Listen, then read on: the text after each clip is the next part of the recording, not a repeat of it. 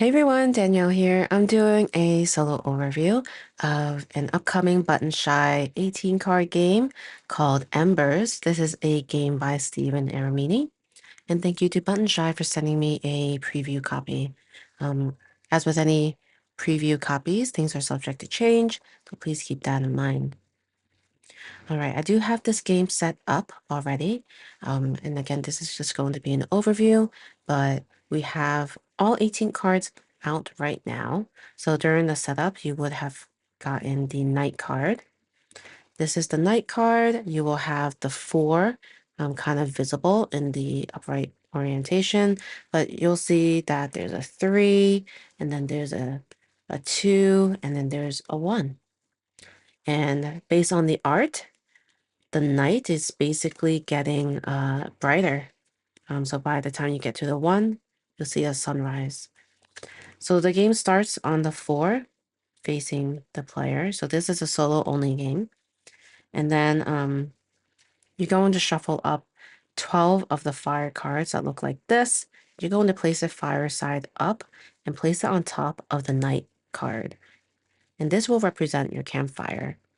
So these are all the different cards that you'll see on the fire side, but then the other side will see some scary monsters with some icons on the bottom.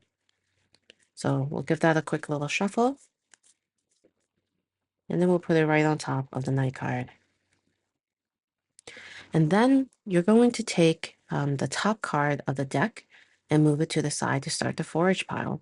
So I've already done that. I took the top card of this campfire deck, and then I put it to the top right as my forage pile. So it looks just like that. Next, you're going to take 5 hero cards. So the 5 hero cards look like this. There's one here, here, here, here. And the fifth one actually goes into the tent, which is going to be in your bottom right. So the hero cards look like this. So for example, this is the forager. And then they do have two sides to it. So the level 1 side is the side you'll have face up during setup. So this is level 1. On the back side is level 2. So again, just put it level 1 side up. And then you're going to choose a difficulty. So the difficulty could be easy, medium, or hard. And depending on that, you might need to either do an event or other things that make it a little bit harder. So just for instance of this example, I will be doing the easy difficulty, which means we ignore events with an exclamation point, which will come up at some point. And then just so you know, there are going to be locations outside of what you see cards in right now. So in between each of these cards here, and also behind each of these cards, there are spaces. The space that the heroes are on are called the camp space. And then the space that is behind them are the wild spaces. There will be spaces here as well, just so you know, right here. Okay, so that is kind of the lay of the land here. In terms of gameplay, you have to survive until dawn by playing through multiple turns. So every turn you complete 4 steps in order, and whenever you reveal the night card, which again is underneath the campfire deck, you resolve it immediately and then continue the turn from where you left off. So the first step of this turn is spawn monsters. You spawn a new monster for each hero in a camp space. So we have 1, 2, 3, 4 heroes in a camp space. So we are spawning 4 monsters. All right, so this is how we will spawn a monster. We'll flip the top card of the deck to its monster side, and then we'll place it in the wild space at the location indicated on the new top card. So the new top card is actually here, and you'll see here that it tells you exactly where the location of this monster will be. So I'm going to place this monster right here. So the second monster is going to go here. It's going to go in a hero space. But something to keep in mind is if the location has a hero, which this one does, the monster spends one of its movement points to step 1 space clockwise, and you'll repeat it until it reaches a location without a hero or it runs out of movement points. So looking at the icons on the bottom, this is the icon for movement. So this monster only has one movement, so it will use it because there is a hero in the space that it went. It's going to move clockwise one space, and at that point, the movement points have been spent. So the third hero is now spawned. I'm sorry, the third monster is now spawned, and we're going to place it here. So again, this does have a hero. So if the location has a hero, the monster will spend one of its movement points. So it's going to move, it has 3 movement points, but it's going to move 1 and stop here because it will repeat a movement until it reaches a location without a hero or it runs out of movement points. In this case, it did not run out of movement points, but it did reach a location that does not have a hero. It has another monster. And when there is another monster, you simply put the monster on top, but you don't cover up those icons from the previous monster. You need them visible. So you're just going to go ahead and place it just like that to show both rows of icons. All right, so the second part of your turn is to use actions. So the top card of the deck indicates this turn's special event. So right now, you'll actually ignore any event with an exclamation point. So for instance, this one has an exclamation point. The event would say, spawn this card as an additional monster, then ignore the newly revealed event. So we're not actually going to do that. All right, so, using actions, each hero in the camp space can spend up to 2 action points on their listed actions. And one at a time, you choose a hero and resolve all of their actions before moving to another hero. After you resolve all the actions, you flip all the cards moved to your hand through your defend and forage actions so they are fire side up, shuffle them and place them at the bottom of the deck. So let's go into some of the actions. So for example's sake, let's look at Fire Tender. So you'll see a bunch of different icons here along with action costs. So again, we have up to 2 action points. This means this costs 1 action point, 1 action point, 1 action point, and then these last 2 actions do cost 2 action points. So I'll go over the movements or maneuvers here a bit later, but let's go over this first icon. This first icon is defend. So for each of these icons, you move 1 monster from that hero's location to your hand. And if monsters are stacked at the location, you choose which one to move. This icon, which kind of looks like a tree trunk, is forage. So for each of these icons, you move 1 card from the top of the forage pile to your hand. And again, this is your forage pile that you set up during the beginning of the game. And then we have this bolster icon, which is like a hand. That hero grants 1 extra action point to another hero, and then you resolve that extra action immediately.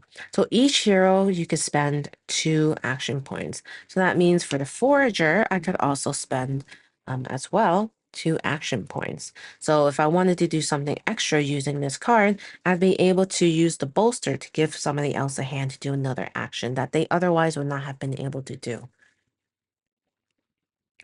And then I do want to explain this last icon here.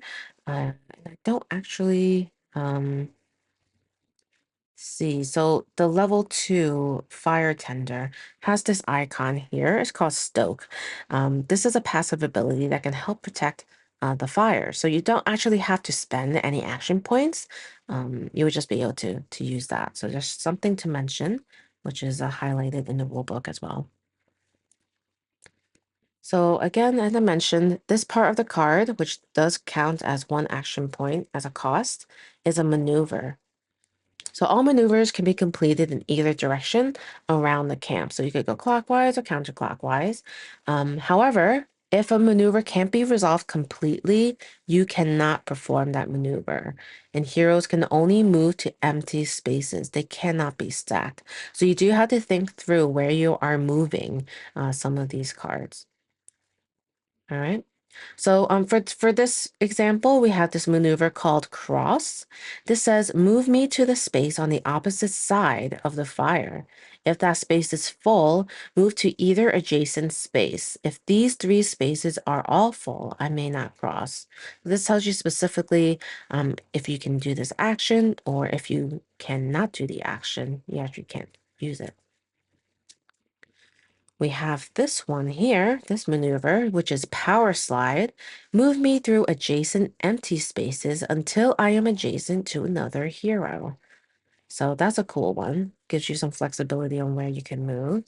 Um, so as I mentioned before, there are many hero spots such as here. That's going to be one if I wanted to just move the forager there using its maneuver action. And then there's a bunch of other ones to consider. This one has a command, so you can move any hero one space.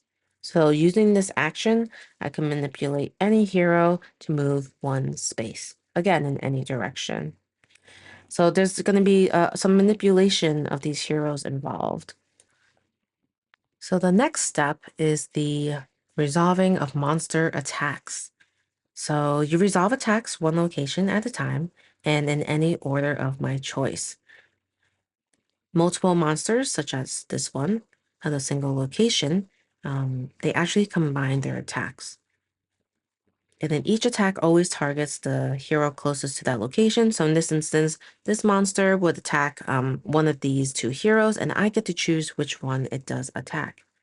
And just so you know, a hero could actually be targeted by multiple attacks. So let's look at this monster here. We have a couple of different icons going on.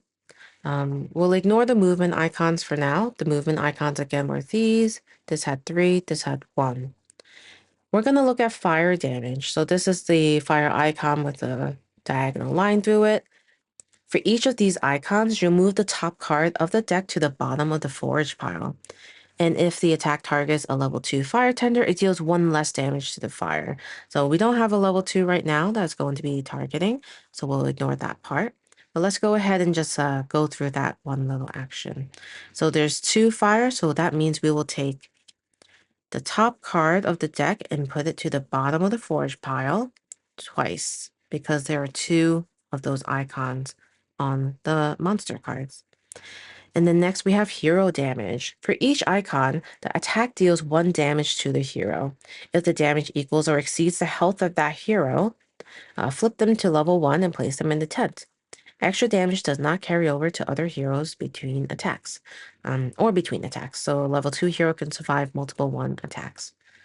So this one has 2. That means it's going to deal 2 damage to a hero. I'm going to choose the defender that's going to target as the hero is going to target. So this defender only has 1 health, so it's going to be placed into the tent. So we're going to just place him here with the other hero. So now at this point, we look at the reinforce step. So it says, if you have fewer than 4 heroes in camp, which I currently do, we only have 3, I choose a level 1 hero in the tent that was not placed there this turn and place them in an empty location. So I can't choose a defender because it was just placed this turn, but I can choose scout. So I'll go ahead and place scout up here as a hero in the camp. And I get to repeat this step as many times as possible and then start the next turn. So throughout the game, I'll be going through this deck. And again, when you reveal the night card, you actually end up doing something immediately. So we're going to end up resolving this effect right here.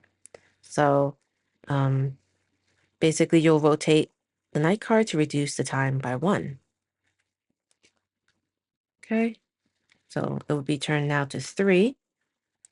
And then at easy or normal difficulty, you also get to flip 1 hero in the camp to level 2 for free.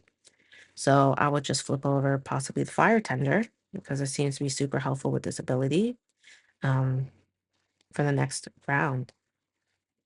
So winning the game. If you reveal the night card showing 1 hour until dawn, you set it aside and survive the current turn to win the game. Simple as that. All right, well, that was my brief overview of Embers. I hope you liked it. A full solo playthrough will be coming soon to my channel, so if you're not already subscribed, please consider subscribing.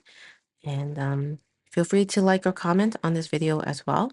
We'd love to hear what your thoughts are on Embers, and also any type of button shy game that you'd like to talk about. We'd love to see what your favorites are. All right. Thanks so much for watching. See you next time. Bye.